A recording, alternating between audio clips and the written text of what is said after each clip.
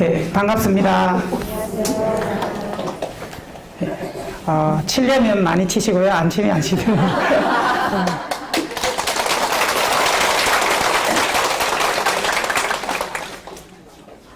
네, 한번 웃으면 264개의 그 뼈가 왕창 변화를 일으켜서 육체가 건강해진다고 합니다.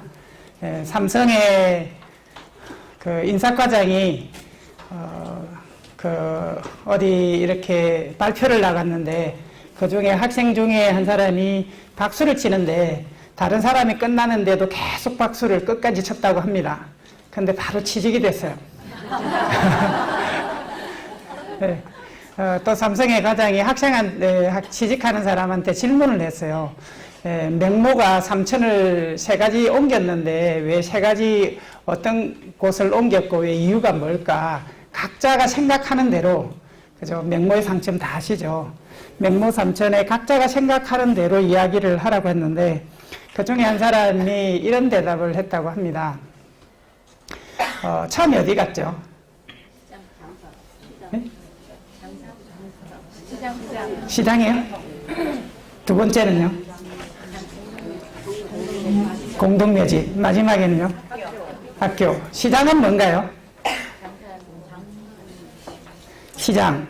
그 다음에 학교, 공동묘지, 학교. 시장은 뭘까요? 시장은 사람이 사는 곳이죠.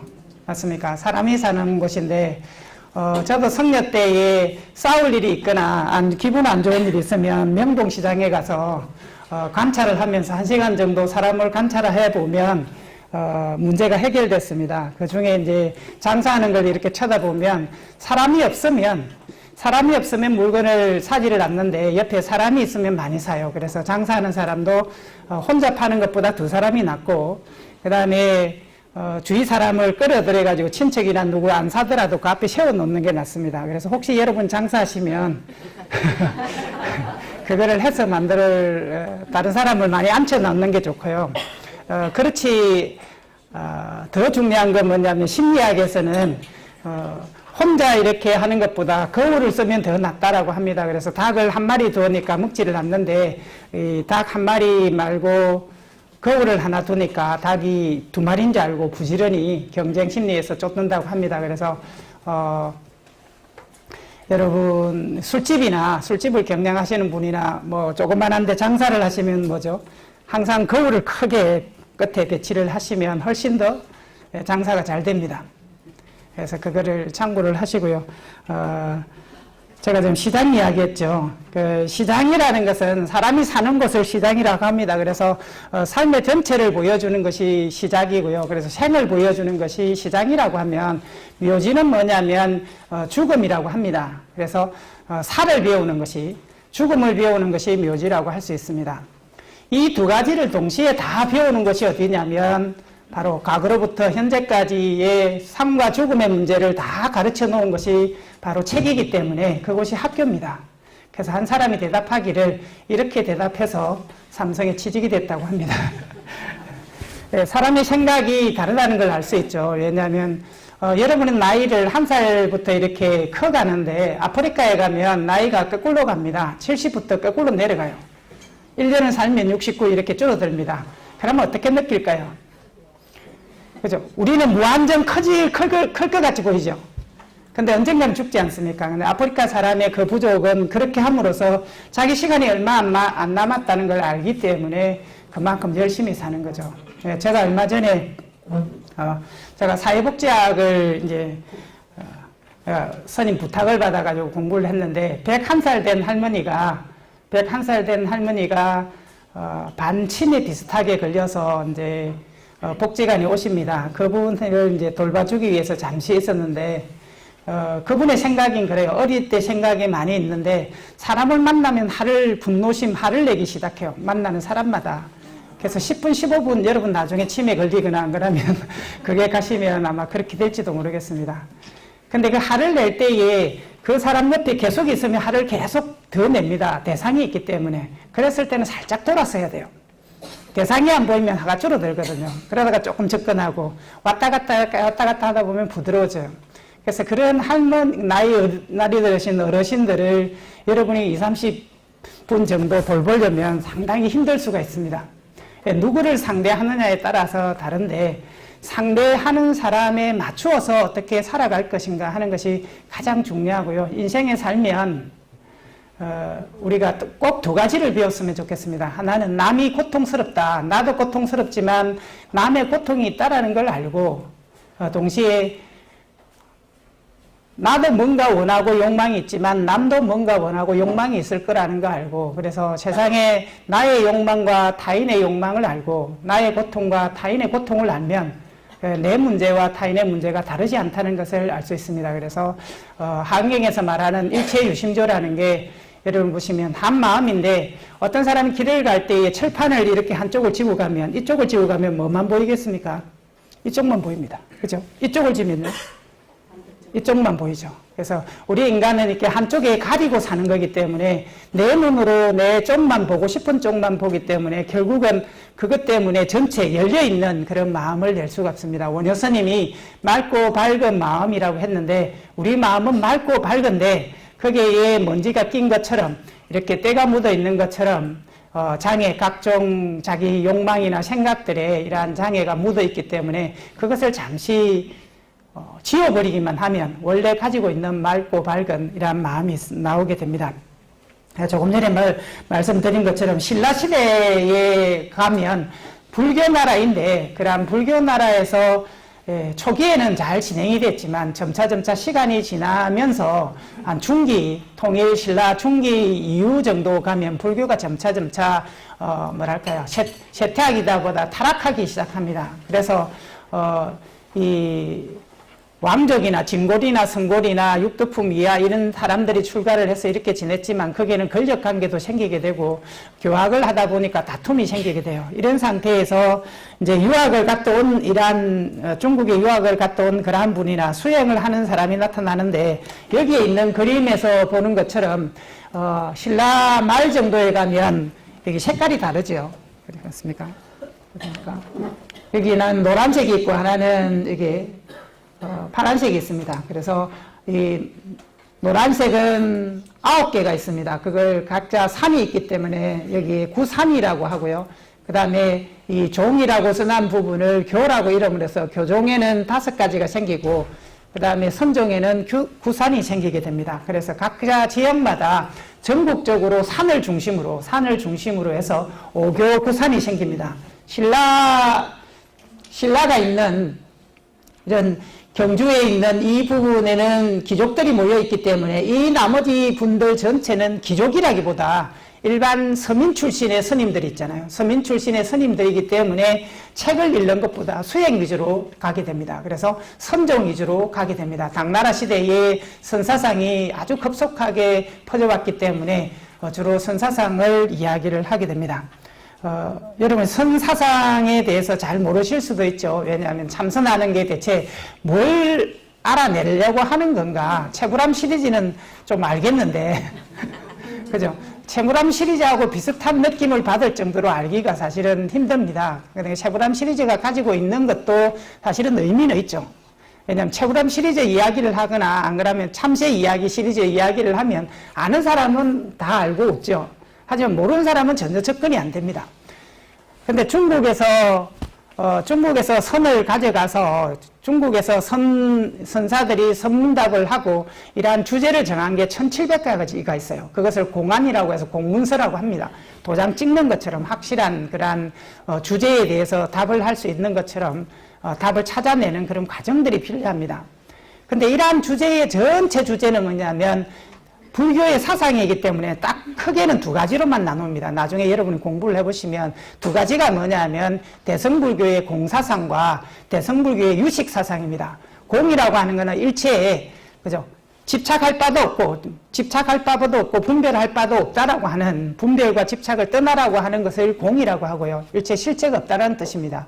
그 다음에 유식학은 뭐냐면 모든 것이 의식이 만들어냈다는 거죠. 그래서 선문답에 부처님이 무엇입니까? 이렇게 물어보면 뜰 앞에 있는 잣나무라고 한다든지 똥막대기라고 한다든지 다른 형태의 계획에 불성이 있습니까? 질문을 했을 때 있다라고 한다든지 이러한 유 쪽에 있는 의식이 만들어낸 이러한 쪽에는 전부 다 유식학 쪽의 답을 구하고 있고, 그 다음에 뭐 예를 들면 계획에도 불성이 있습니까? 물을 게 없다라고 한다든지, 아니면 뭐 조주선사가 이렇게 손가락을 들었을 때 칼로 잘랐다고 한다든지, 이러한 없는 계통에 이야기하는 것은 집착을 버리라는 그러한 의미에서 이렇게 이야기를 하고 있습니다. 그래서 그러한 사실대로의 실체를 아는 것을 선이라고 하는데, 이러한 선운동을 한 사람이 바로 신라말에 있는 사람들입니다. 그래서 정치적으로 뛰어드는 사람이 아니라 자기 수행 위주로 이렇게 자기 생활을 하는 시대에 만나게 됩니다. 옛날에 그 일본에서 가장 위대한 그 현대판 그 선사이자 학자가 있는데, 그 서즈키라는 박사는 이렇게 대답했습니다. 외국인이 도가 무엇입니까? 라고 물으면 이렇게 대답했습니다. 코는 세로로 놓였고 입은 가로로 놓였습니다. 팔은 안으로 굽습니다. 너무 간단하죠? 그죠? 근데 너무나 간단한데 사실은 그게 차이가 있는 거예요. 왜냐하면 여러분이 보는 그 도와 정말로 그러한 경험을 통해서 다 인식했던 그러한 것이 차이가 있습니다. 그래서 여러분이 아시는 것처럼 태조와 무학대사가 얘기한 게 돼지 눈에는 뭐만 보여요? 네, 돼지 눈에는 돼지가 보이고, 그 다음에 부처님 눈에는 부처님이 보인다고 했는데, 그 초빙을 받았는데, 초빙을 받아서 성문을 들어가려고 하니까 신하가 거기에 있는 그 성문을 지키는 사람이 문을 안 열어줍니다. 그래서 뭐냐면 무학대사가 아주 좋은 옷을 입고 와가지고 다시 들어갑니다. 그래서 거기 가가지고 먹지는 않고 뭐냐면 옷, 장삼 같은 옷 있죠. 거기다가 먹을 것을 잔뜩 넣어요. 그랬더니 이제 주위 사람들이 붕성거릴 거 아닙니까? 그래서 욕심이 많다고. 근데 질문을 했습니다. 왜 옷에다가 이렇게 먹을 것을 넣냐? 그렇게 하니까, 나를 오게 만드는 것은 내가 아니라 옷이기 때문에 옷이 먹어야 된다라고 이야기를 했습니다. 사람마다 다르죠. 똑같은 사람이라 할지라도 어떻게 세상을 볼 건가, 어떻게 느낄 건가 다르는데, 사실은 선사들은 그러한 어떤 수행을 하게 됩니다. 그러니까 뭐 어떤 분은 육조대사에 있는 많은 사람, 어떤 분은 평생 동안 그냥 낚시질만 하는 사람도 있고요. 낚시를 하는데 뭐예요? 미끼를 던지지 않는 낚시. 그런 낚시를 하는 사람들이 있습니다. 어쨌든 그런 시대에, 한 시대에 교학을 하는 쪽도 있지만, 이러한 선이 퍼지기 시작해서 우리나라 조계종은 뭐냐면 근본적으로 선종 위주로 진행이 되고요. 결국 이 양쪽에 오교구삼이라는 이러한 분쟁이 고려시대에 들어가면 전체의 선종이 위인가 교종이 위인가 하는 그러한 논쟁이 벌어지고, 결국은 부처님 본래의 어떤 가르침보다는 서로 논쟁하고 싸우는 그러한 형태가 많이 나타나게 됩니다. 그러한 것을 타파하기 위해서 나중에 천태학을 해가지고 그게 교감 겸수를 했던 분과, 그 다음에 그 성교 양종을 통합하거나 지혜상수를 주장했던 뭐 이런 분에 의해서 고려시대가 개창이 되는데, 어쨌든 그거는 조금 이따가 말씀을 드리기로 하고요.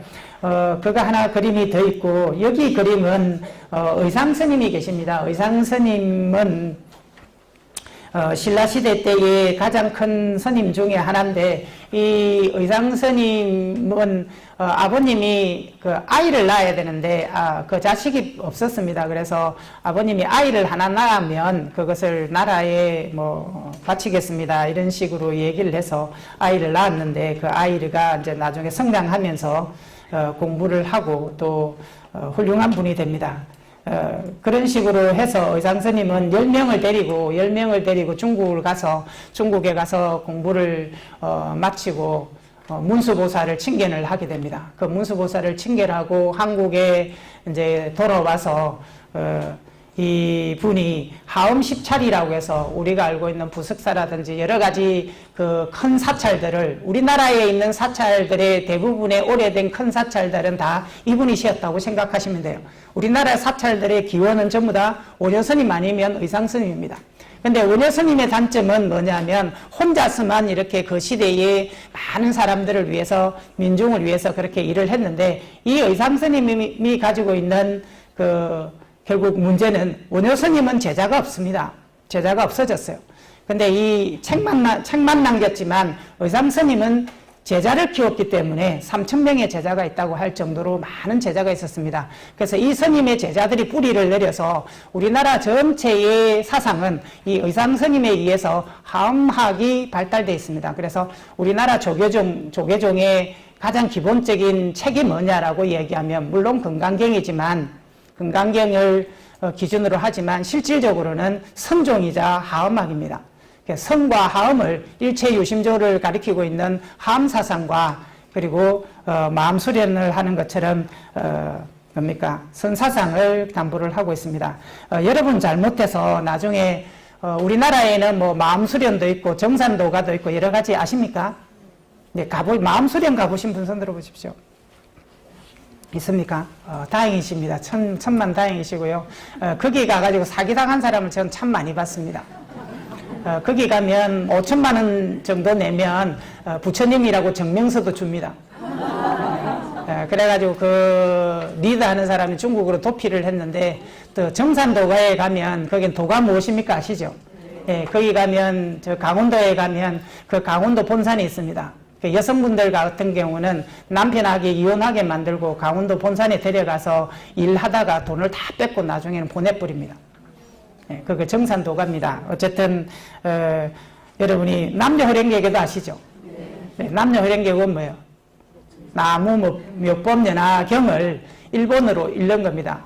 일본어로 나무 못 뽑느나 남녀호랭개교라고 이렇게 하는데 일본의 한 종파가 있는 법화경을 하는 우리가 창가학회라고 하는 그 법화경의 한 종파인데 그것이 뭐랄까요?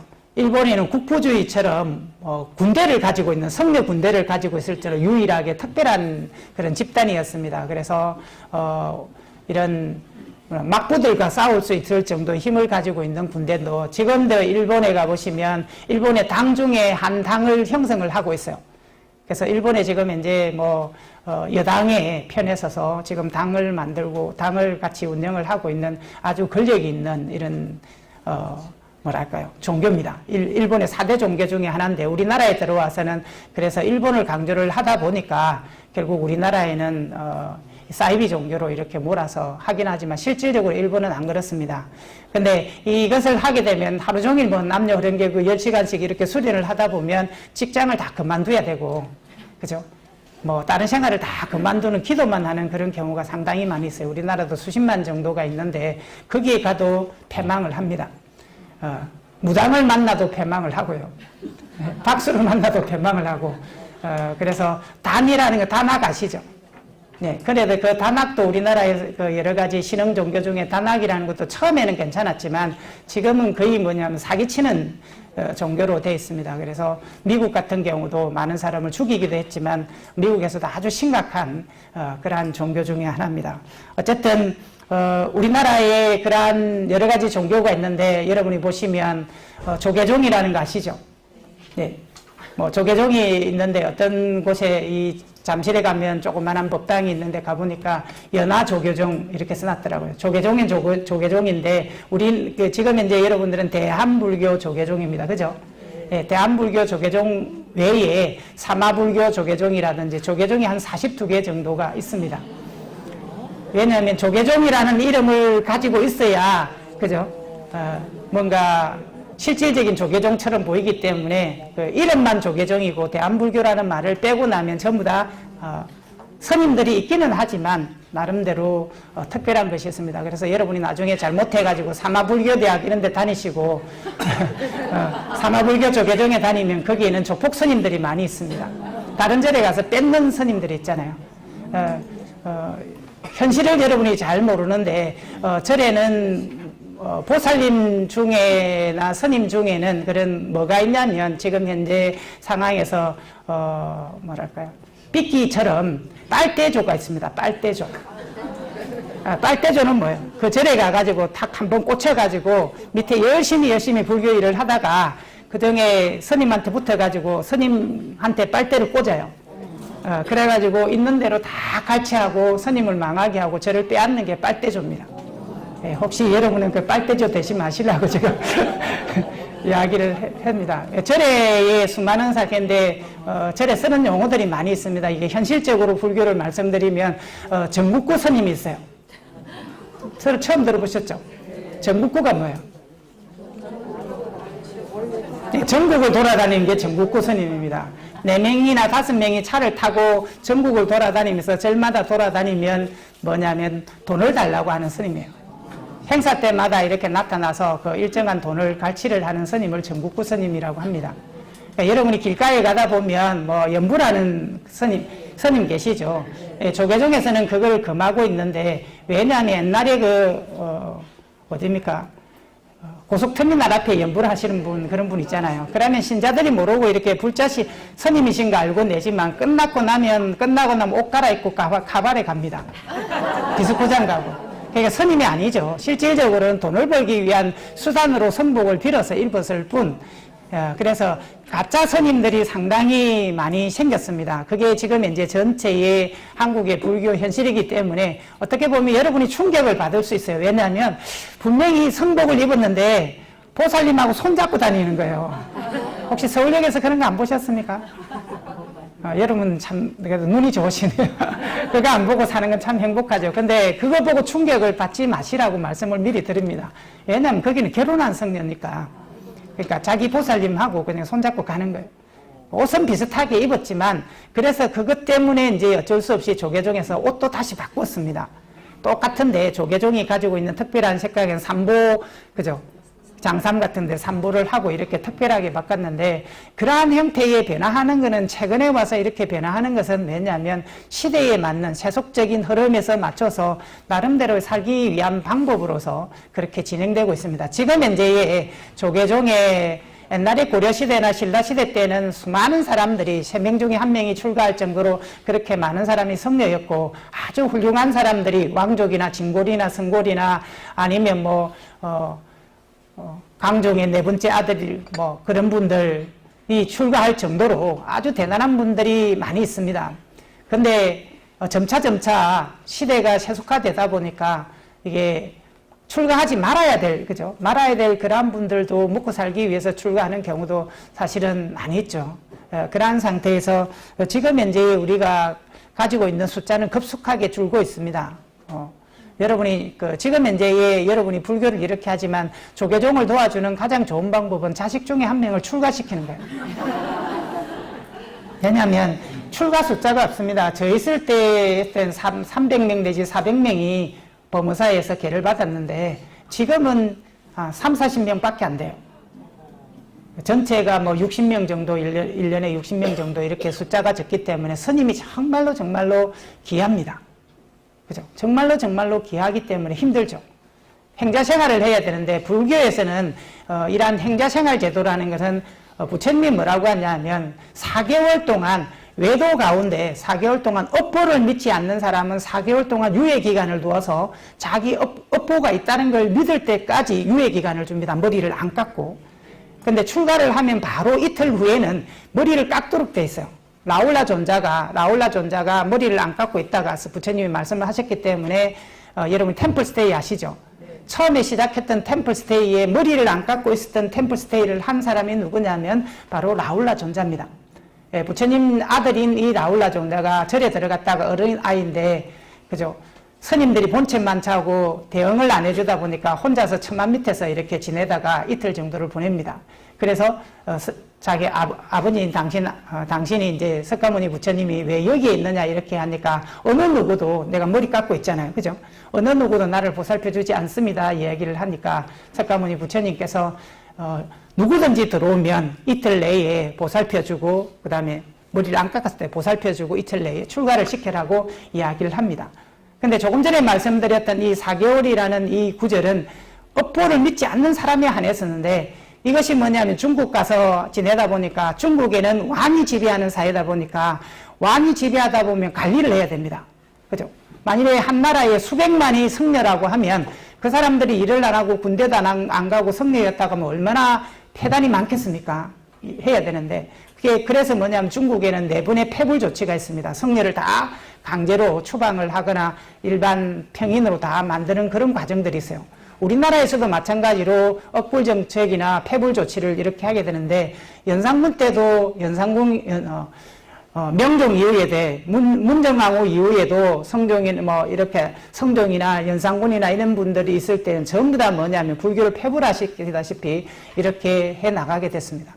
그렇게 하다 보니까 뭐냐면 왕이 관리를 하는 곳에는 성녀가 출가를 했어도 몇 년을 기다려야 될지 모릅니다. 인가를 해줘야 관청에서 도장을 찍어줘야 성녀가 되는 거죠.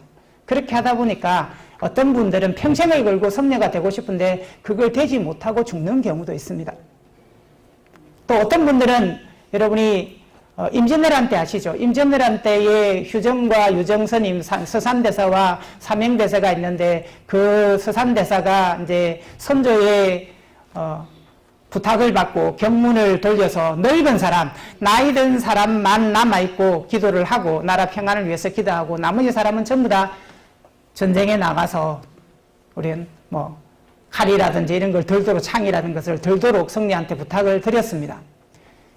그렇기 때문에 사실은 나는 수행을 하고 싶은데 어떻게 해요? 나라 사정이 그렇기 때문에 수행을 못하죠. 그러니까 우리가 지나다 보면 좋은 시대에 살면 수행도 할 수 있지만 이러한 곳에는 수행을 할 수 있지만 어떤 시대에 만나면 출가를 하고 싶어도 성녀가 되고 싶어도 못하는 그런 시대가 있습니다. 근데 지금은 뭐냐면 너무나 핸드폰이 좋은 시대다 보니까 핸드폰이 세계의 3대 종교? 기독교 맞습니까? 이슬람교 또요? 불교, 천주교, 4대 종교 이렇게 얘기합니다. 근데 마지막에 21세기에 생기는 유일하게 가장 큰 종교가 핸드폰교예요.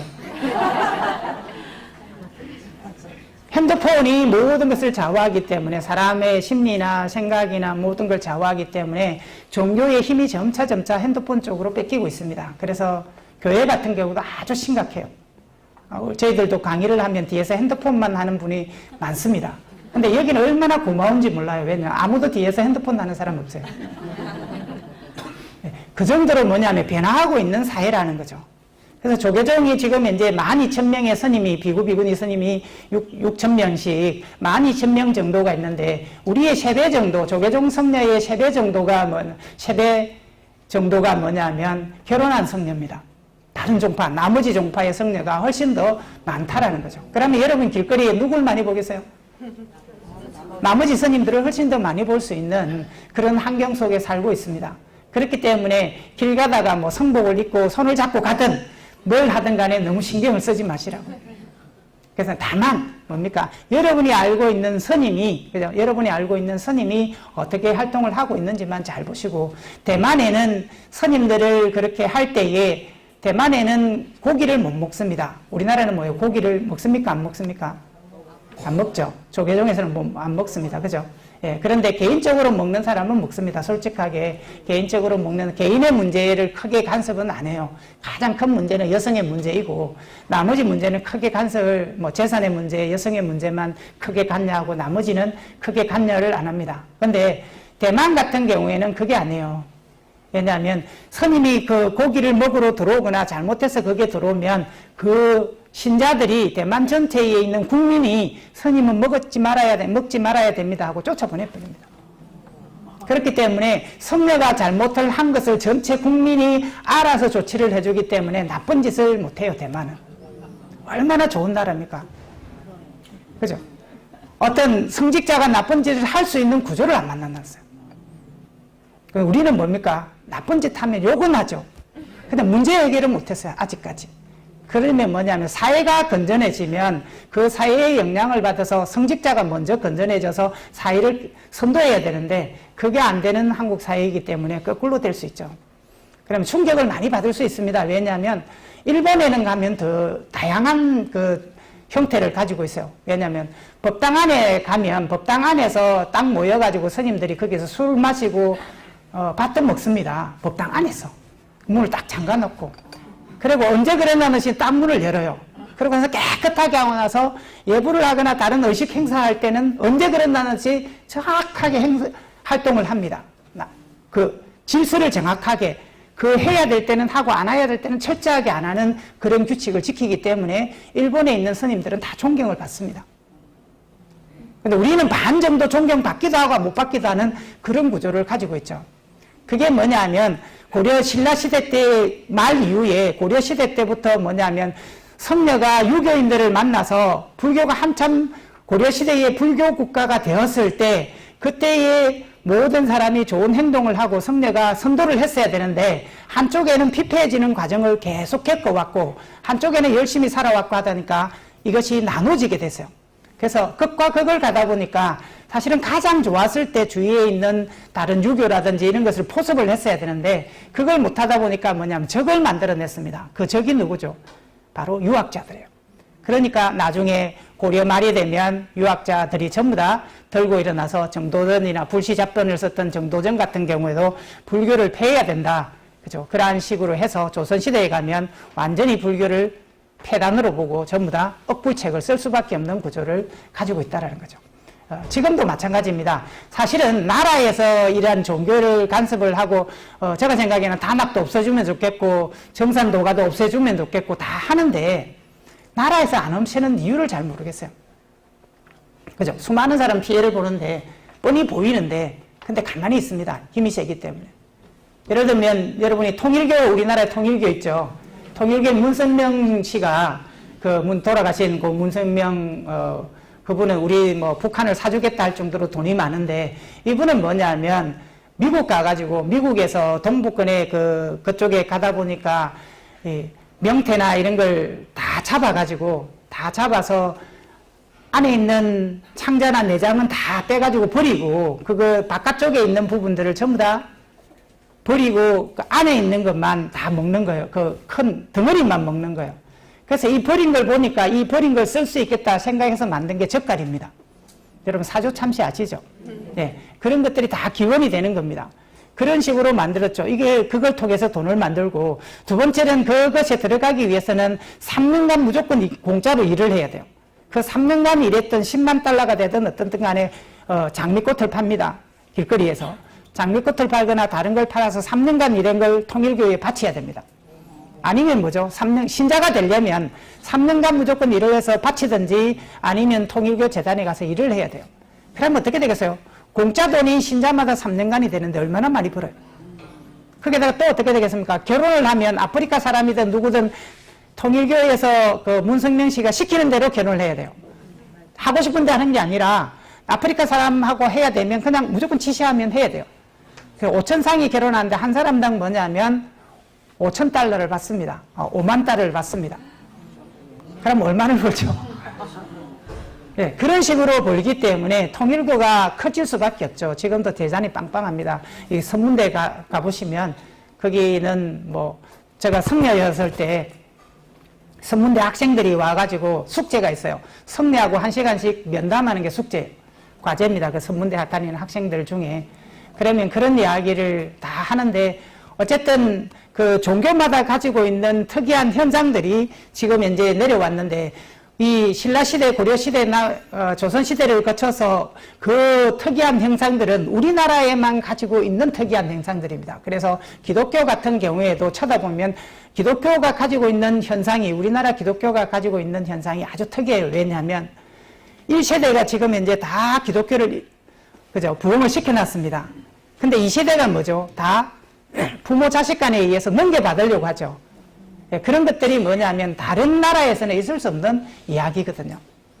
그러한 과정에서 변화하는 족보계통에 족보라는 그러한 우리나라의 특이한 유교의 영향을 많이 받아서 그렇게 조금씩 영향을 보다 보니까 지금 현재의 불교 현상뿐만 아니라 기독교 현상들도 다 그렇게 배려했습니다.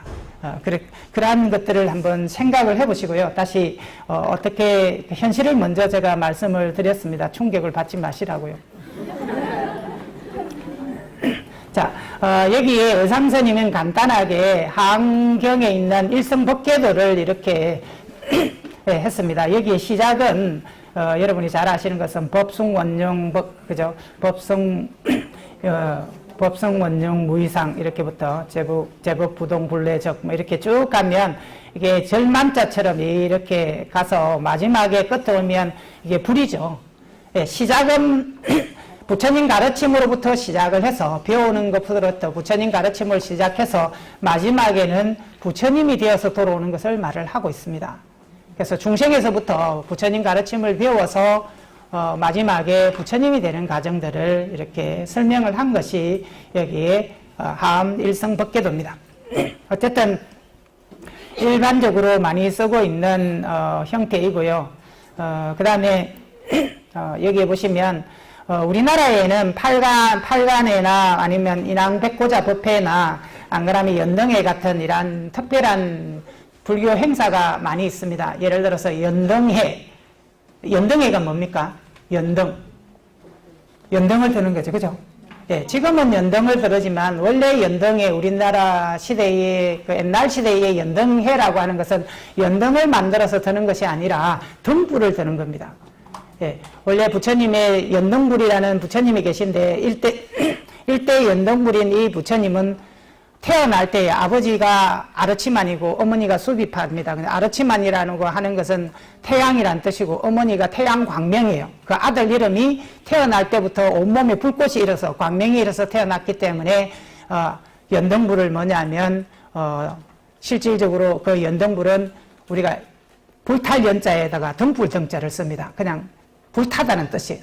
그런 뜻으로 쓴 것이 나중에 그것이 와전이 되어서 그것이 등불을 밝히는 것인데 와전이 되어서 연꽃등으로 변해서 지금 현재 우리가 연등 행사를 하고 있습니다. 원래는 그런 게 아니라 조선시대까지도 연등 행사는 그냥 등불을 밝히는 그런 행사라고 할 수 있습니다. 그래서 보면 이런데 여기에 여러 가지 번이 있습니다. 이게 번이 있는데 이 번은 제석천이 있는데 이 제석천이 가지고 있는 깃발이 있습니다. 그 깃발을 보면 마왕이라든지 다른 악마들과 싸울 때에 모든 신하들이 겁을 먹지 않고 전투에 나가서 이길 수 있다고 해서 승리의 상징이 이 번입니다. 깃발입니다. 그래서 불교 안에서도 부처님이 그런 말씀을 하셨기 때문에 모든 행사에 이렇게 번이라는 것이 있습니다. 그래서 깃발 같은 것들을 했는데 여기에는 뭐 여러 가지 일루왕보살이라든지 간센보살, 대세지보살 글자를 쓰는 경우도 이렇게 있습니다. 그래서 이러한 행사를 하면, 행차를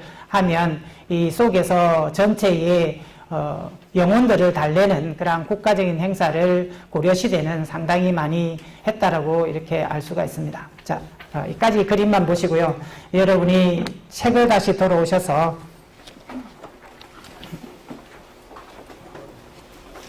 신라시대를 넘어가겠습니다. 선법을 하는 것 중에 59페이지에 선법 전례기라는 게 있습니다. 그죠? 그 바로 윗단어에 신라의 선종을 형성하기에 이르렀다 이렇게 했습니다. 그래서 주로 중국의 남쪽에 있는 남종선을 받아서 불교를 여기에 한국에 가지고 들어왔고, 그래서 오교구산의 산을 중심으로 해서 교종이 발달하게 되는데, 이때에 전성기의 주요 성묘 위에 네 번째 절에 가보시면 설악산에서 도의의 법을 배운 최징이 이렇게 당에 건너가서 이렇게 전법을 했다고 이렇게 나와 있습니다. 이러한 내용들을 보면 도의국사라는 분이 선종의 중요한 역사를 하고 있다는 것 정도만 아시면 될 것 같습니다. 자, 이러한 전성기에 여러분 보시면 원효스님과 의사스님과 밑에 다음 페이지 가보시면 원척스님 이러한 분들의 등등이 있습니다. 자, 그런 분들은 여러분이 나중에 그 전체 스님들의 이야기를 스토리텔링을 공부를 하시면서 스님들의 이야기를 많이 아시는 게 중요합니다. 그래서 스님들의 중국 스님들의 이야기를 담고 있는 것이 고성전이에요. 그래서 중국 스님의 비구니 스님들의 이야기를 담고 있는 것이 비구니전입니다. 그래서 비구니전이라든지 한국 스님 고성전도 동시에 있기 때문에 여러분이 시간이 나시면 그냥 스님들이 어떻게 살았는가에 대해서 상세하게 스님마다 생애를 적고 있는 고성전이 있습니다. 그걸 참고를 하시면 상세하게 알 수 있고요. 성관제도라고 하는 것은 관청에서 성녀가 되는 자격증을, 그 다음에 지위를 주는 것을 성관제도라고 합니다. 그래서 우리나라 고려시대에는 국사, 16국사가 나온 것처럼 신라 말부터 이렇게 국통이라든지 성통이라든지 오른쪽에 61페이지 보시면 나라의 성녀의 직책을 이렇게 만들어 놨습니다. 원래 지금 현재는 우리 스님들은 원래는 없는데 고려시대에 가면 강종이 이제 성과제도를 만들었는데 그때부터 성녀들이 시험제도가 있어요. 시험제도가 있는데 과거 제도도 있지만 성녀들이 드는 시험 치는 제도가 있는데 사실은 어느 나라에도 이렇게 시험 치는 제도는 사실은 없죠. 근데 남방에 가도 뭐냐면 암송하는 대회는 있습니다. 토론하고 암송하는 대회도 있고 우리나라에는 지금 스님들이 5급 고시가 있습니다. 성가고시를 5급까지 해서 5급, 4급, 3급 이렇게 가는데 3급을 받아야 주지스님 발령을 받을 수가 있어요. 근데 1급이 가장 높죠. 그러니까 거꾸로 가는데 미얀마 같은 경우는 거꾸로 1급부터 5급이 5급이 가장 높습니다. 근데 5급을 하면 3장을 다 외우고 어느 토론을 할 때도 어떤 말을 하면 어느 경전에 어떤 것을 근거를 해서 이렇게 들은 것이 5급입니다. 어쨌든 그러한 급수가 있다는 것을 여러분이 생각을 해보시고 여러 가지 절에서는 직책이 있습니다. 예를 들어서 원주가 뭡니까? 네. 절에서 작단 업무, 그죠? 뭐 물건을 사거나 작단 업무를 다 감장을 하는 사람을 원주라고 합니다. 노전은 뭡니까? 노전은 노라고 하는 건 향로를 말합니다. 향에, 법당에 있는 향로를 태우는 사람을 말합니다. 향을 태우는 주인. 그래서 법당에는 뭐냐면 향을 태우는 향로가 있기 때문에 그 주인을 노전이라고 하는데 연부라는 스님을. 그 옆에는 이제 노전 다음에 부전이 있죠. 그럼 노전은 뭐냐면 뭘 잡죠? 노전은 요령을 잡습니다. 그죠? 요령을 잡고 부전은 뭘 잡았냐면 목탁을 잡습니다. 됐습니까? 그러면 여러분 누구 따라 하셔야 돼요? 여러분이 앉아야 될지 서야 될지 그죠? 네, 뭘 할지 잘 모르잖아요. 그러니까 목탁하는 사람만 따라 하시면 됩니다. 이렇게 요령하는 분은 특별하게 부전이 하시는 거는 스님들만 하는 거예요. 그죠? 근데 여러분이 잘 모르셔가지고, 출근하고 기도할 때에, 그죠? 출근하고 기도할 때에 힘들다고 다 앉아 계시죠? 네. 원래 그게 앉아있으면 가장 손해입니다. 왜냐하면 앉아있는 사람이 안 보이기 때문에, 부처님이 앉아있는 사람을 못 보기 때문에 안 알아줍니다. 네, 원래 출근을 하거나 그럴 때는 원래 출근을 하는 것은 뭐냐면 부처님이 아침 새벽에 아침 일찍 나가면 공양을 받습니다. 그러면 받으면 뭐냐면 그걸 감사하다고 또 행복하게 사시라고 스님들은 잠깐 말을 해줘요. 그걸 사실은 말하면 부처님시대 재연을 하면 출근입니다. 근데 그러한 것들을 하기 때문에 그때 이 공양을 줄 때 앉아서 안 줘요. 스님이 이미 서 있으면 신자는 앉을 수가 없습니다. 유일하게 할 수 있는 건 스님보다 높은 데 앉아서도 안 되고 그죠? 차를 타고 갔는데 스님이 서 있으면 여러분이 잘못입니다. 무조건 나와서 어떻게 해요? 서야 됩니다. 그래서 예를 들어서 인도에서 가장 큰 왕이 16국의 왕이 빈비사라 왕인데 왕이 행차를 하다가 나가다가 지나가는 길에 스님이 있으면 어떤 스님이든 스님이 지나가면 왕은 마차에서 내려서 땅에 엎드려서 삼배 드리고 갑니다.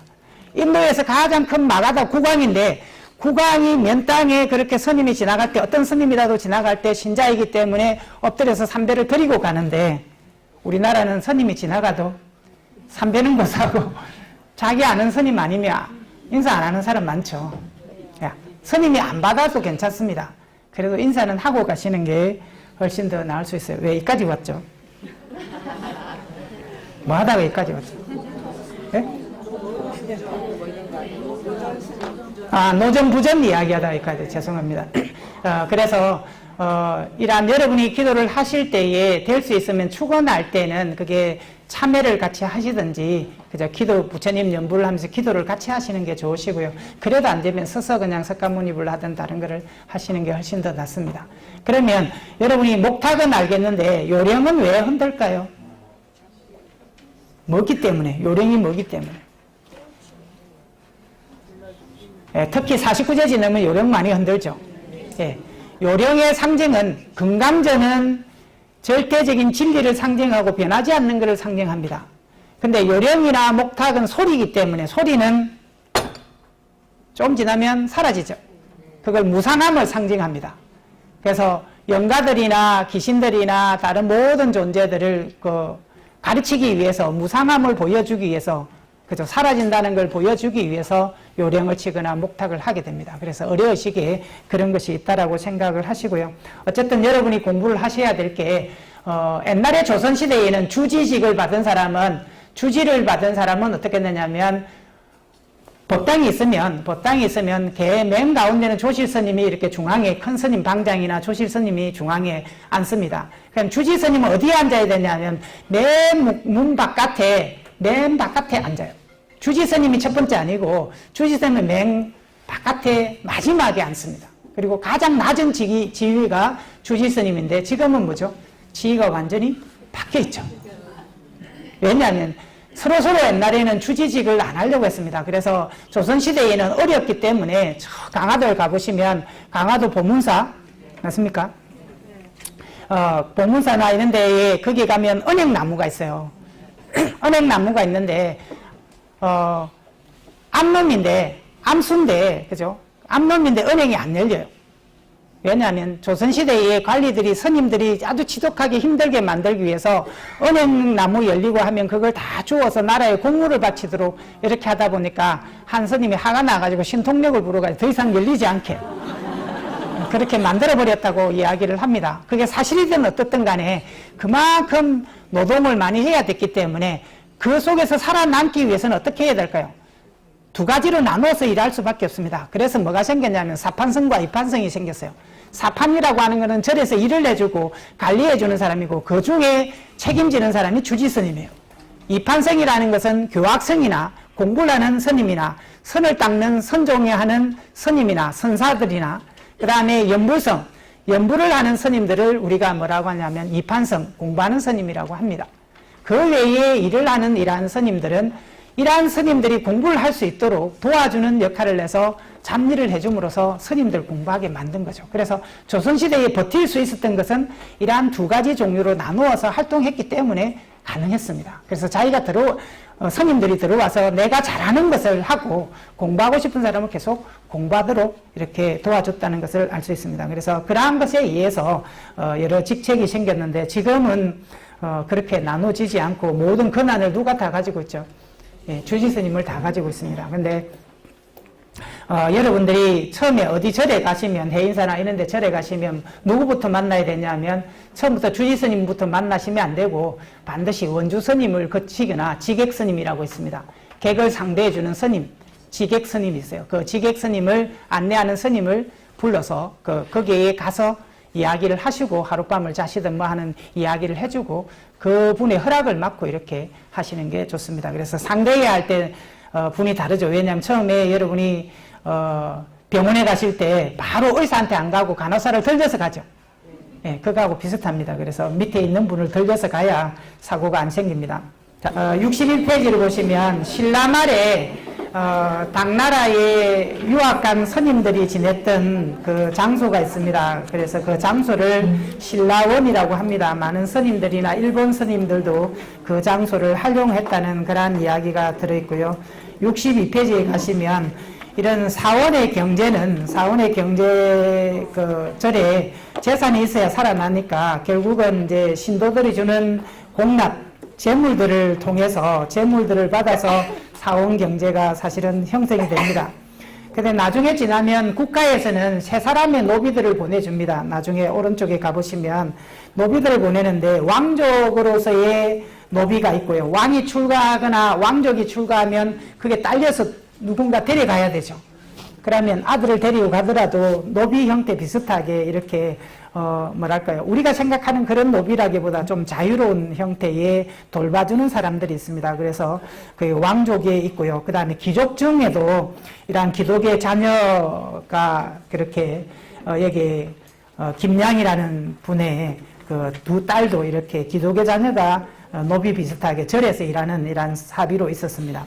절에 있는 일해주는 사람, 그 다음에 제인들도 이렇게 뭐 군에 전쟁을 했을 때의 그 사람들, 그 잡혔던 사람들뿐만 아니라 죄인들도 이렇게 절의 노비로 삼았습니다. 사실은 절에서는 이러한 노비들을 받으면 안 되죠. 그죠? 왜냐하면 절 수련을 해야 되는데 남을 이렇게 해서 안 되는데, 불교 안에는 뭐가 있냐면, 여러분 집사라는 말 아십니까? 집사가 뭐예요?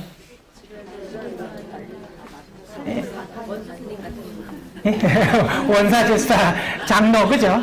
예, 이러한 장로라고 하는 것은 원래 불교에서 쓰는 말인데, 불교에서 쓰는 말이 원래 출가해서 10년 이상 된 사람을 장로라고 합니다. 장로 수보리처럼. 그 교인들이 가져가가지고 그냥 그대로 쓴 거고요. 그 다음에 여기 집사라고 하는 것도 절에 외야까라나라고 해서 그 불교의 용어에 무슨 뜻이냐면, 스님들은 돈을 못 써요. 못 가지고 있습니다. 그래서 그것을 대신 받아가지고 옷을 사주거나 약을 사주거나 전리를 대신해주는 그러한 신자들을 뭐라고 하냐면 집사라고 합니다. 근데 그것들을 교인들이 가져가서 지금 이제 자기들이 쓰고 있고, 불교 신자는 불교가 쓰는 집사라는 용어를 아무도 쓰지를 않고 있습니다. 어쨌든 그게 장로 집사는 다 불교 용어입니다. 그죠? 그래서 그러한 역할을 하는 사람이 있는데, 그러한 역할을 전리를 돌봐주는 그러한 사람들의 역할을 대신한다고 생각을 하시면 됩니다. 그래서 강제적으로 뭐랄까요, 권리를 박탈하는 이런 정도가 아니라 서로 연결되어서 도와주는 정도의 사비라고 생각을 하시면 됩니다. 옛날에 지금 해인사 같은 경우에는 해인사의 그 땅 아래쪽이 전부 다 뭐냐면 농토가 있거든요. 그래서 해인사 소유가 되다 보니까 우리나라의 옛날에 국가의 땅을 5% 이상을 다 불교가 가지고 있었습니다. 근데 여기 봉원사 아래도 이 주위도 다 불교 땅이죠. 그죠? 이 불교 땅인데, 사실은 옛날 조폭들이 다 봉원사에 한번 들어오면 몇백 명이 들어와가지고 여기서 뺏기 위해서 그렇게 하면, 또 다음에는 다른 조폭이 와가지고 싹 비켜주면 또 그 사람들 돈 받고 들어와서 하고, 그러면 절 돈만 다 빼먹고 도망간 사람들이에요. 그렇게 해서 다 뺏겼습니다. 지금은 다행히 이만큼 남았지만, 옛날에 뭐냐면 우리가 여의도 땅이 다 불교 땅이거든요. 예, 아깝죠. 네, 어쨌든 팔고 나니까 이 앞에 있는 땅도 동국대학교 그 땅도 팔고, 여기에 이 봉원사 땅 주위를 팔고 동국대학교에 있는 그 군인 제항에 있잖아요. 그 건물 조그만한 걸 하나 샀는데 지금 그쪽 땅 얼마 안 되고 이쪽 땅 엄청 비싸거든요.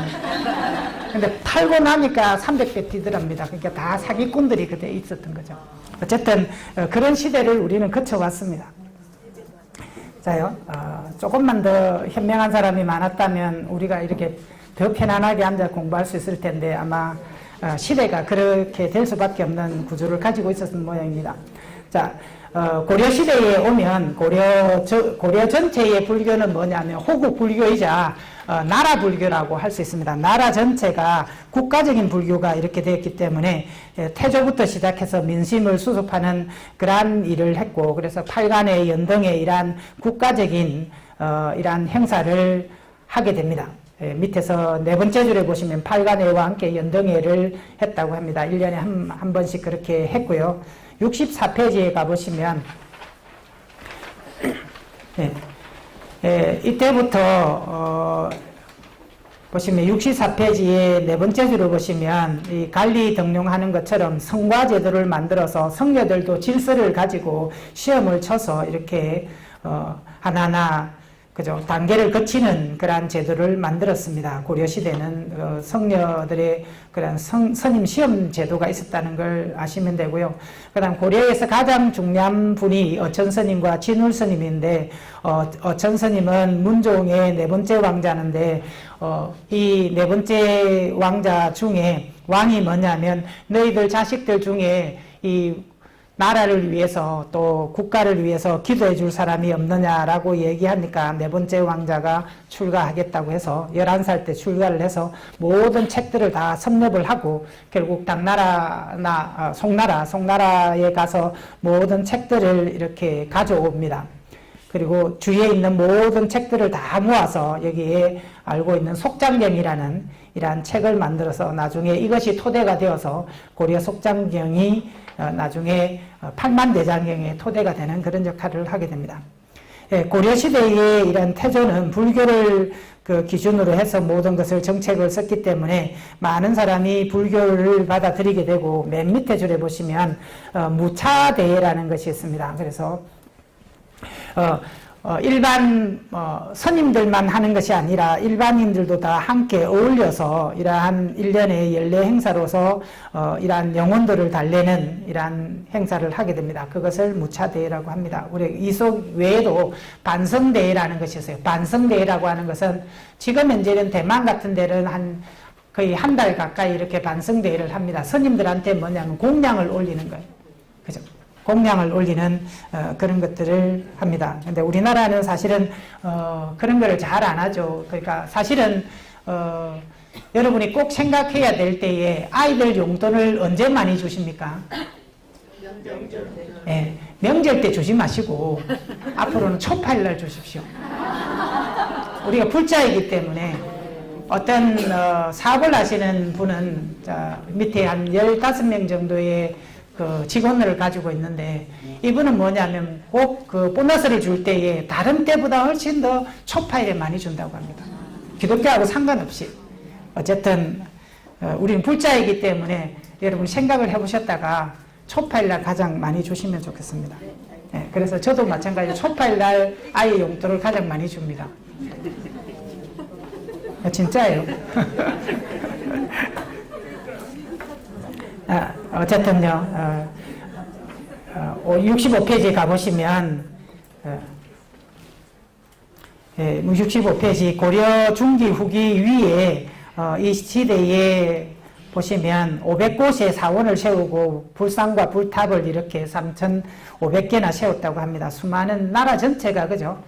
탑이나 불상이 있는 곳이라는 것을 알 수가 있고요. 중기에 가면, 고려 중기에 가면 이러한 중기에 가면서 점차 선종 위주로 이렇게 발달을 하게 되고 선종과 교정이 서로 다투게 됩니다. 그 사이에 이제 여기 보시면 사원 경제를 하다 보니까 나라에서 물적 재산을 많이 주다 보니까 피폐해지기 시작을 합니다. 그래서 이걸 가지고 고리대역을 하는 것처럼 경제적인 활동을 66페이지 가보시면 많이 하게 됩니다. 뭘 하냐면 네 번째 줄에 가시면 사원은 곡물을 곡물과 주류를 양조하고 이랬습니다. 뭘 만들었다는 거예요? 술을 만들고 염전을 운영했다고 했습니다. 이 시대에 했는데 이 시대의 것은 그뿐만 아니라 1962년도에 1943년 정도 조계종이 시작을 하면서 그때의 하남 스님과 뭐 성철 스님 여러 가지 젊은 스님들이 모여서 해인사를 중심으로 해서 결혼 안 하는 성녀들이 정화운동을 시작을 합니다. 그래서 조금씩 그 당시에는 모든 교구본산 31개의 교구본산 전체가 태고종 스님, 결혼한 성녀들이 다 잡고 있었고 젊은 스님들이 거의 없었어요. 그래서 결혼 안 한 젊은 스님이 이렇게 하면 불교가 망하겠다는 생각을 해서 정화운동을 시작을 했습니다. 근데 뭐냐면 결국 정화하는 과정에서 조계종과 태고종이 싸우게 됐는데 그때에 뭐냐면 모든 이제 태고종에 있는 스님이 물러나라고 이야기를 하게 되고 태고종의 권한을 조계종으로 넘겨주는 그러한 과정을 했는데 실질적으로는 모든 태고종에 있는 서남사라든지 송광사에 있는 이러한 스님들이 자리를 안 내줍니다. 그래서 결국은 어떻게 했냐면 재판을 하게 됐어요. 그래서 대법원까지 가게 됐는데 그 이전에 1심, 2심은 전부 다 태고종이 이겼습니다. 결혼한 성녀가. 그래서 3심의 재판에 그때의 젊은 스님들이 뭐냐면 할복을 했습니다. 배려에다 이렇게 칼을 그었죠. 판사 앞에서. 그래서 판사가 영향을 받아서 결국 조계종이 이겼어요. 그래서 뭐냐면 지금 이제 모든 큰 절을 다 조계종이 그때부터 넘겨받기 시작을 합니다. 만일에 그때 그 스님이 없었다면 왜냐하면 재판 자체는 이길 수가 없어요. 태고종에 있는 스님들이 다 권한을 가지고 정치를 하고 있었기 때문에 그런 상황에서 젊은 헬기로 불교를 구하겠다는 헬기로 나섰기 때문에 사실은 구할 수 있었죠. 그래서 지금 이제 그러한 인연에 의해서 만들어집니다. 그런데 60년대는 뭐냐면 박정희 대통령이 있을 때 깡패 200만을 뭐냐면 되자마자 다 조치를 했습니다. 그 사람들이 어디로 갔냐면 전부 다 절로 도망을 가요. 그럼 어떻게 되겠어요? 깡패 집단이 되는 거죠, 절이. 그래서 뭐냐면 옛날에는 먹고 살기 힘들기 때문에 여기 술처럼 먹고 살기 힘들기 때문에 어떤 방향으로 하게 됐냐면 힘센 사람, 늘 스님이 구했지 공부 잘하는 사람 안 구했어요. 왜냐하면 술통을 들고 다녀야 되니까. 옛날에 그 시대에 6.25 때 바로 이전에는 해인사나 이런 데 가면 그냥 뭐 해인사 안에 안 받아줍니다. 왜냐하면 자기가 쌀을 가져와야 받아줍니다. 그만큼 살기 힘들었던 때였죠. 그러한 과정을 거치게 하다 보니까 지금 이제 조계종이 1997년까지 계속해서 분쟁을 일으키고 조계종이 분쟁이 일어나고 다툼이 일어난 이유가 뭐냐면 그 시대의 흔적이 계속 쌓이고 가지고 그 시대에 왔고 1997년도 이 정화운동이 끝나고 난 이후에 그 이후부터는 좀 더 편안해지고 지금은 그나마 그죠? 싸우지 않고 이렇게 되어 있는 상태가 됐다고 합니다. 어쨌든 이러한 것은 다 경제 문제하고도 연결되어 있는 것이고요. 이렇게 해서 고려말 정도로 가면 더욱더 교단이 성가사회가 문란해지기 시작합니다. 그래서 병력을 피하기 위해서 출가를 하지 않기 위해서 이렇게 절에 입문하는 경우도 점차 늘어나게 되고 그렇게 하다 보니까 66페이지의 세 번째 줄을 보시면 계율을 어기고 그죠? 음주, 노래, 춤 이런 게 법도를 어기는 기강이 문란한 이러한 것들에 대해서 유학자들이 바로잡으려고 하는 노력들이 나타나게 됩니다. 그래서 조선시대가 개창되면서 결국은 불교는 하나의 탄압의 대상이 되는 그러한 역할을 하게 됩니다. 그래서 고려 말에 여러분들이 가장 중요하게 생각을 하는 것처럼 고려 말에는 여러분이 이러한 여러 가지 종파가 있는데 이러한 종파들이 5교 양종으로 바뀝니다. 5가지 교와 그 다음에 선종의 2가지 천태종과 천태종이 선종으로 있습니다. 천태종과 조계종이 선종 쪽으로 있는데 5교라는 게 여기 보시면 67페이지에 맨 밑에 줄에 계율종과 법상종, 원융종, 법성종, 그 다음에 열반종이 이렇게 바뀌어서 5가지 5교가 있고요. 그 다음에 천태종의 대각국사 어천의 그러한 교종과 선종을 융통하는 이러한 하나의 선종으로 받아들이고 보조국사 진울스님이 한 그러한 조계종도 이렇게 선종으로 나타나게 됩니다. 그 당시에 고려시대에 보호스님이 계셨는데 이분들이 이제 태고보호라고 합니다. 그러한 형태의 맥을 이어갔고요. 이건 조선시대에도 보호스님이 있습니다. 이 앞에 뭡니까? 보호전이 있죠. 그거는 아마 조선시대의 보호스님인 것 같습니다. 어천스님은 이런 천태종을 중심으로 했지만 그 속에 69페이지 가보시면 어천스님이 왕족이기 때문에 진울스님이 뛰어나서도 그죠? 어천스님이 왕족이기 때문에 주는 게 많죠. 맞습니까? 돈이 많고 재력이 많고 모이는데 많은 걸 주면 스님들이 많이 모이겠죠. 그래서 조계종의 힘보다는 천태종의 주창했던 이런 어천스님 쪽으로 사람이 많이 몰렸다고 합니다. 그래도 뭐냐면 이 진울스님은 이게 결사를 해서 많은 사람들, 일반 서민들까지, 일반 백성들까지 결사를 해서 여러분이 백년결사라고 하는 것처럼 이 결사를 해서 많은 사람이 불교를 새롭게 이끌어가기 위한 수행 단체를 만들어냅니다.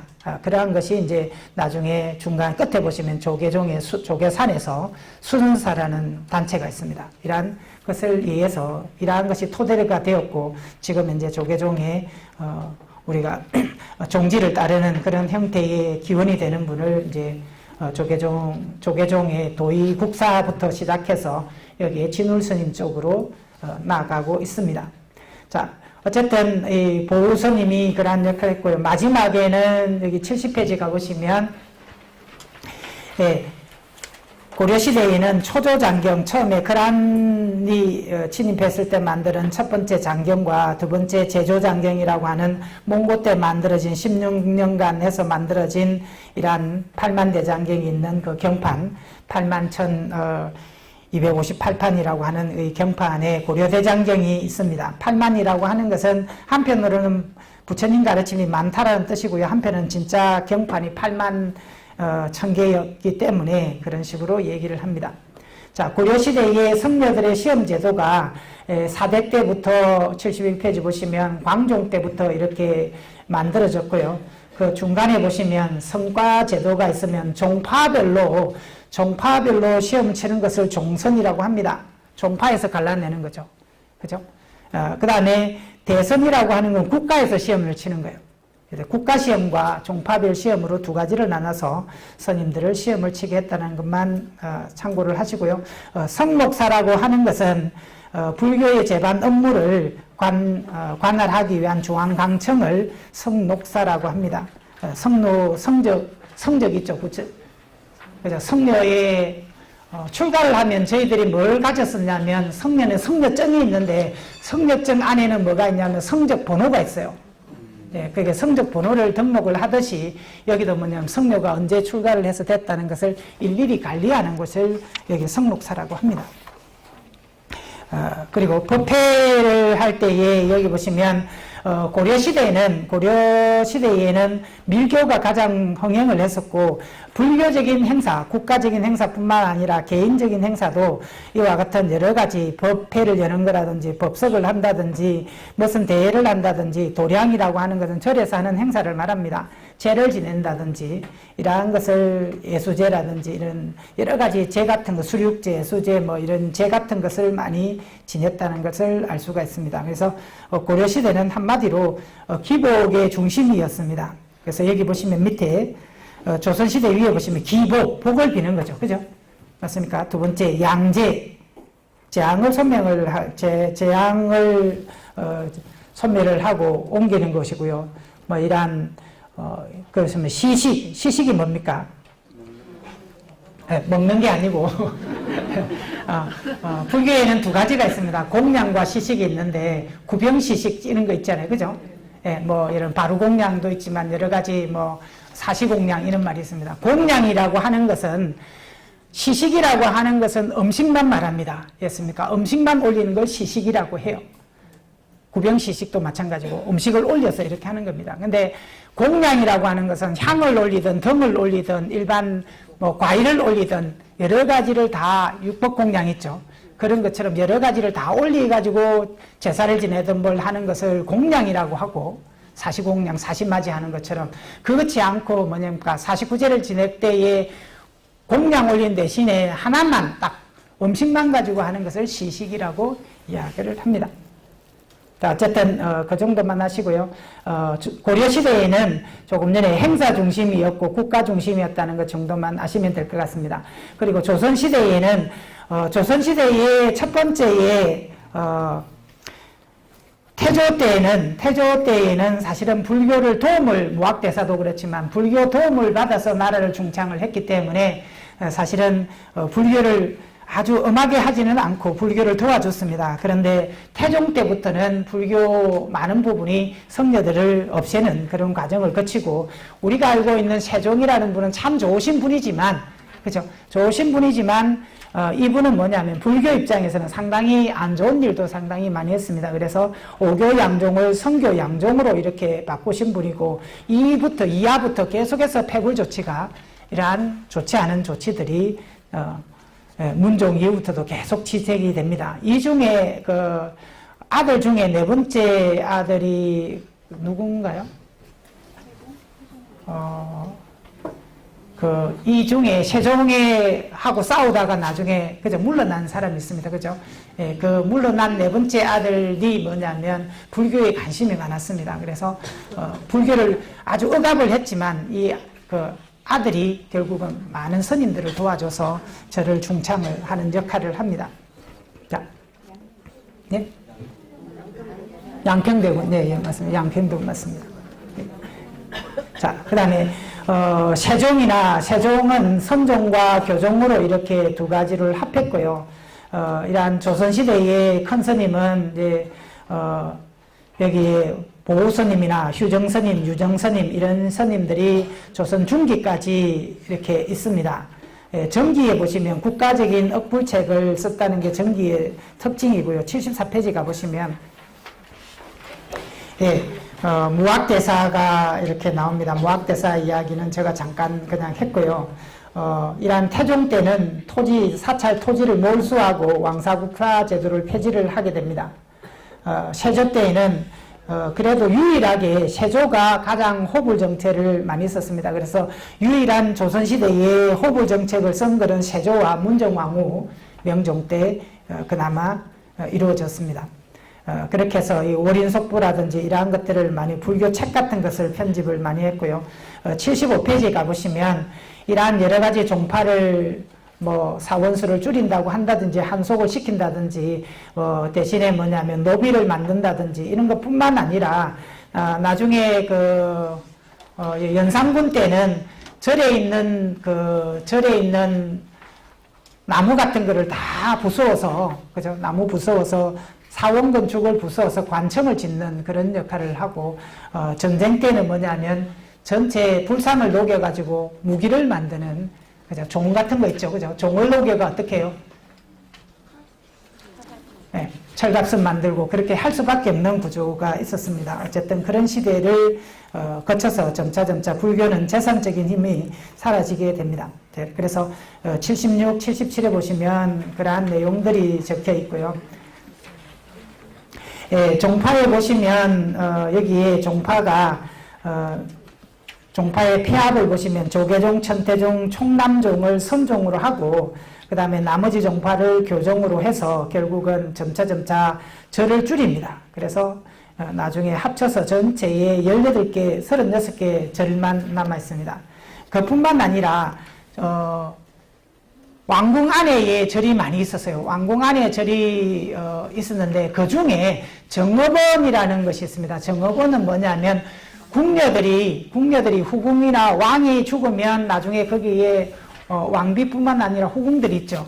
그러한 사람들이 뭐냐면 나중에 왕의 어떤 미대세를 기원을 해주거나 왕이 왕생극락하라고 기원을 해서 여성들이 출가를 해서 결국은 성녀로 살게 됩니다. 그 곳이 뭐냐면 정업원입니다. 그러한 곳이 없었다고 하면 그때의 그곳에 있는 궁녀들이나 후궁들이나 이러한 분들이 뭐냐면 몰래 전국적으로 몰래 아주 외딴 곳에 힘들어하는 스님들을 다 지원을 하게 됩니다. 그래서 조선시대 불교를 살린 것은 여성이고 특히 후궁들입니다. 그만큼 후궁들의 역할이 컸다라고 할 수가 있습니다. 자, 지금도 마찬가지죠. 그러한 역할을 하다 보니까 대부분의 여성들이 지금 불교에 있습니다. 자, 78페이지에 가보시면 이러한 세조 때는 여러분이 알고 있는 중간에 가보시면 파고다 공원에 있는 여기 뭡니까? 홍복사라고 하는 파고다 공원 원각사 있죠, 그죠? 그런 탑도 짓고 시내 한복판에 이러한 절도 만들었습니다. 중기 이후에는 성종이나 연산군, 중종을 거치는 동안에 박해를 많이 받게 됩니다. 이때에 너무나 박해를 많이 받고 성녀들이 죽는 모습을 보고 너무나 억울하고 분해가지고 이 보우스님이 나타납니다. 이 보우스님이 결국은 이제 문정왕후의 도움을 받아서 결국 불교 중창에 애를 썼고 상당히 역할을 하고 또 시험제도도 부활하고 이렇게 했는데 그 중에 이제 휴정스님과 유정스님이 시험을 합격하게 됩니다. 서산대사 같은 경우도 마찬가지로 어릴 때부터 공부를 해서 시험을 쳤는데 결국 과거의 시험에 다 떨어지게 됩니다. 그래서 과거에 인연이 없기 때문에 나중에 성가고시를 쳐가지고 나중에 성가고시에 1등을 하게 됩니다. 그래서 과거의 운은 없지만 성가고시에서 1등을 해서 결국은 서산대사가 됩니다. 자, 어쨌든 이러한 가운데서 저번에 말씀드린 것처럼 휴정과 유정이 있는데 휴정과 유정의 이야기 스토리 중에 하나 재밌는 스토리가 하나 있습니다. 스님들이 아는 스토리 중에 뭐냐면 서산대사와 사명대사가 서로 벅거량을 하게 됩니다. 어느 사람이 뛰어난가를 경쟁을 하게 되는데 서산대사와 사명대사는 신통력이 있어요. 그래서 서산대사가 묘황산에 있고 사명대사가 설악산에서 있다가 몸을 날려가지고 묘황산에 가게 됩니다. 그래서 날라가가지고 그 서산대사가 방 안에 있는데 고함을 지르면서 그 앞에다가 고함을 지르면서 왔다는 신호를 보냅니다.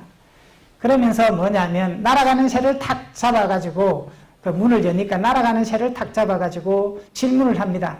내가 이 새를 죽이겠습니까? 살리겠습니까? 그랬더니 서산대사가 이렇게 문을 탁 열면서 발을 하나 탁 걸치고는 내가 나가겠습니까?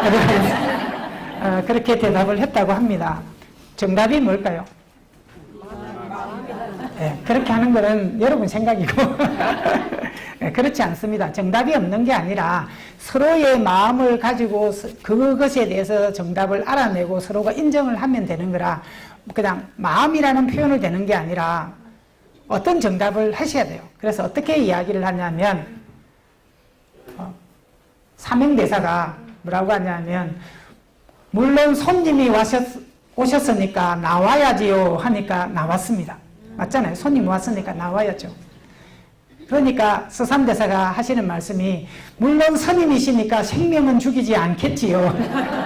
그러니까 낫다고 합니다. 그게 뭐냐면 자연스러움이죠. 예, 그게 뭐냐면 법거량입니다.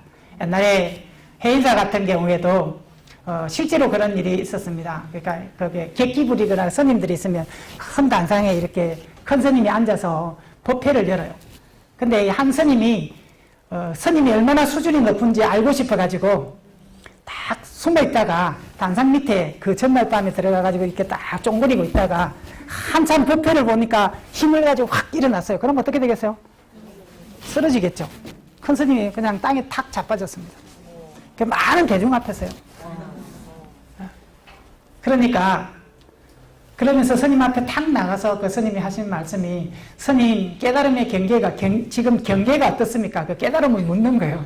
깨달음 경계가 어떻습니까? 딱 물으니까 그 스님이 하시는 말씀이 우리 같으면 불안하겠죠. 근데 뭐라고 하셨냐면 에이놈아 너는 잡아뜨릴 줄만 알았지 이렇게 세울 줄은 모르구나. 자연스럽죠. 그죠? 자연스러우면서 어떻게 해요? 그게 뭐냐면 깨달음으로 추구해 나가는 과정이라고 할 수 있습니다. 옛날에 스님 중에 두 사람이 출가를 했는데 그 출가를 하는 과정에 해인사를 갔습니다.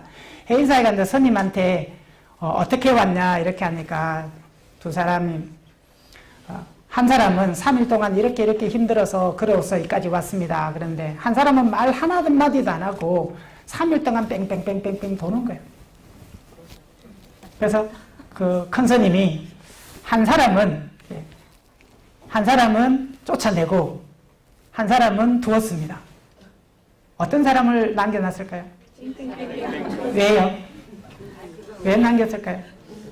네, 불교에는 따라하면 안 되고 행동을 해야 됩니다.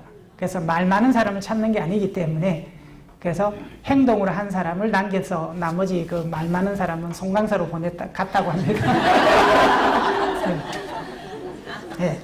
저도 옛날에는 출가를 해야 되는데 고등학교 때 출가를 하려고 했는데 정말로요 고등학교 때는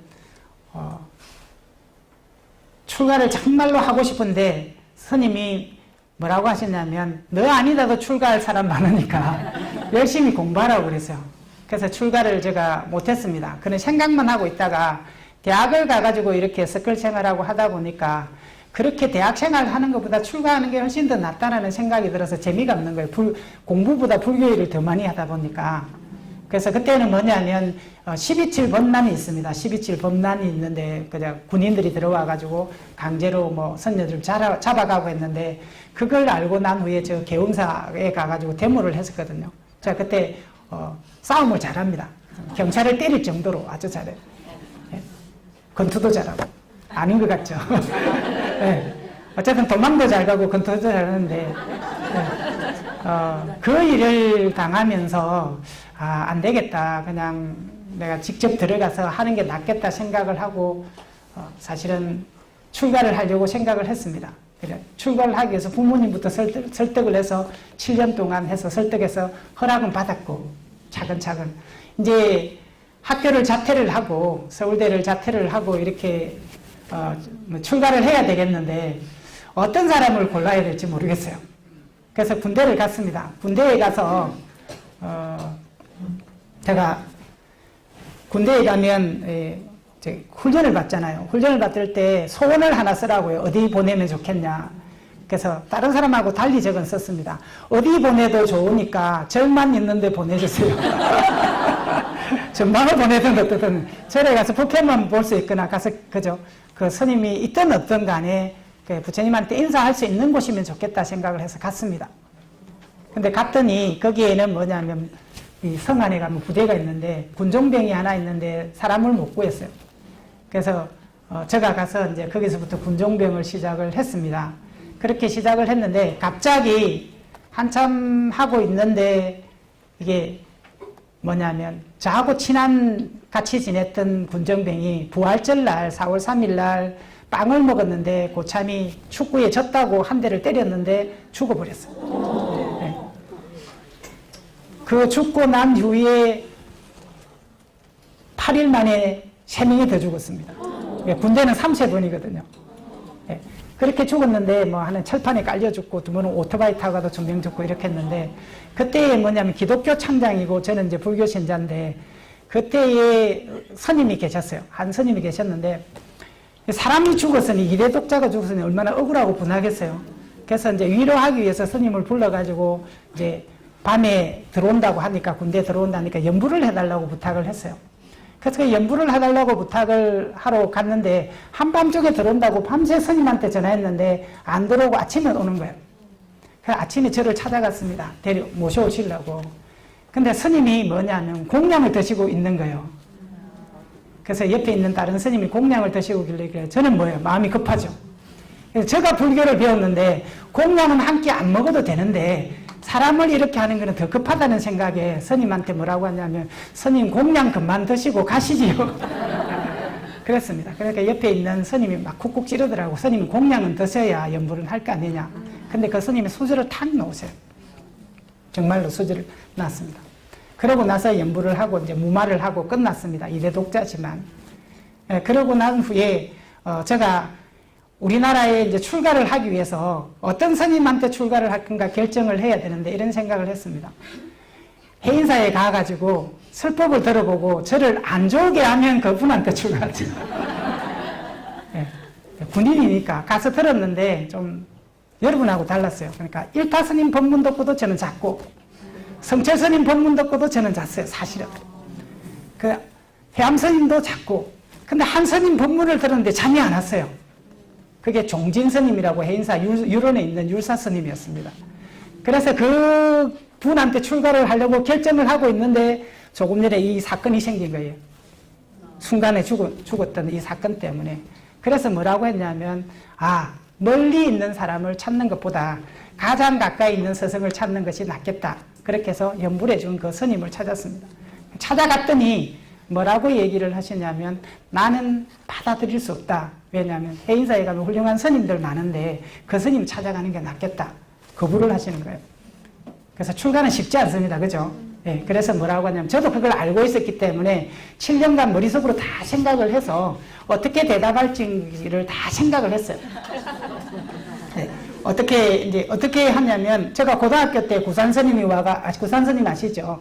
주장자를 두드리는 경봉스님도 그랬었습니다. 여기 뒤에도 나면 경봉스님 우리나라의 큰 스님이신데 거기도 마찬가지로 이제 뭐 주장자를 이렇게 하시고 있는데 이목과 하두를 썼었거든요. 그런 이목과 하두를 쓸 때 이걸 3번을 치고 그죠? 이 소리에 모든 것이 달려 있다고 하는 것처럼 이 주장자와 소리를 알면 깨닫는다고 이렇게 했는데 제가 고등학교 2학년 때 구산 스님이 와서 그런 질문을 했어요. 그래서 대답을 할 사람 손들으라고. 막 교수님들이 많이 계시고 한데 제가 고등학교 2학년인데 아무도 손을 안 들길래 제가 벌떡 일어났습니다. 용감하게. 그래서 대답을 뭐라고 했냐면 향불 연기와 같이 사라졌습니다. 이렇게 대답을 했습니다. 여러분 도저히 이해 안 되시죠? 네. 예. 어쨌든요. 그렇게 대답을 했습습니다. 왜냐하면 이 소리가 나는 거는 서로 부딪혀서 인연으로 나는 거니까 향불 연기도 공기의 바람이나 인연에 의해서 사라진다는 걸 빗대어서 그냥 말씀을 드렸답니다. 그랬더니 구산스님께서 하시는 말씀이 이놈아 너는 좀 더 배워야 되겠다. 그렇게 하고 끝났습니다. 어쨌든 그게 영향을 주었고요. 그래서 그 이후부터 끊임없이 이제 저 나름대로 수행을 했는데 처음에 충격을 받았습니다. 선쪽으로 지금 이야기가 좀 이상한 데 가지만 해인사 대학교 1학년 때 가니까 서남사에 간 한 스님이 이렇게 해요. 뭘까요? 여러분 눈에는 안 보이죠? 이게 뭐냐면 불입니다. 불이. 둘이 아니다는 뜻. 뿌리가 뭐죠? 하나죠. 그래서 그 스님은 아무 말 안 하고 법문을 이렇게 하고만 가버려요. 다음날 와서 또 법문을 해야 되는데 뭐라고요? 자네 나이 몇 살인가? 이렇게 묻더라고요. 그리고 또 가버려요. 세 번째 법문이 뭐냐면 그 여학생이 한 명 있었습니다. 쌀에서 밥을 고르는가, 쌀에서 돌을 고르는가, 돌에서 쌀을 고르는가 이렇게 물어보시더라고요. 어떻게 대답할까요? 쌀에서 돌을 고릅니까? 돌에서 쌀을 고릅니까? 예, 그렇게 대답하면 다 떨어져 나가죠. 그게 뭐냐면 차별심을 내지 말라고 고른다는 그 상 자체를 버리라고 하는 불의법문이에요. 그죠? 둘이 아니다는 법문을 하는 그런 부처님 마이와 다르지 않다라는 그런 법문을 이렇게 하게 됩니다. 어쨌든 한국 선사들은 그러한 힘을 가지고 있었습니다.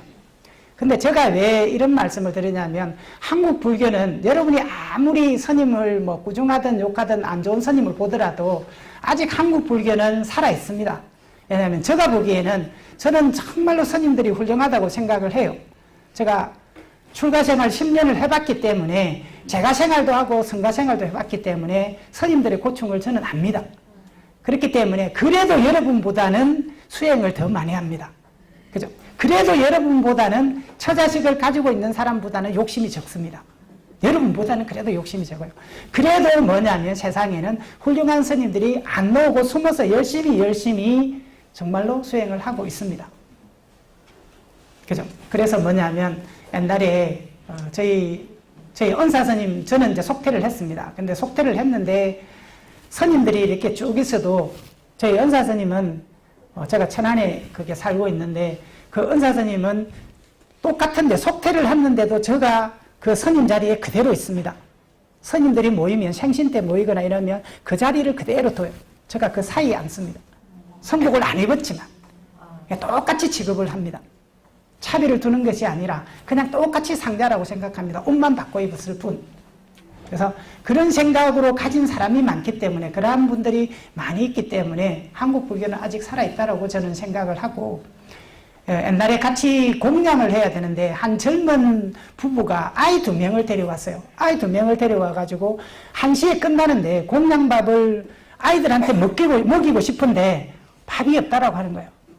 근데 마치고 나왔는데 은사 선생님과 저의 공양밥이 나오자마자 눈에 보이는 겁니다.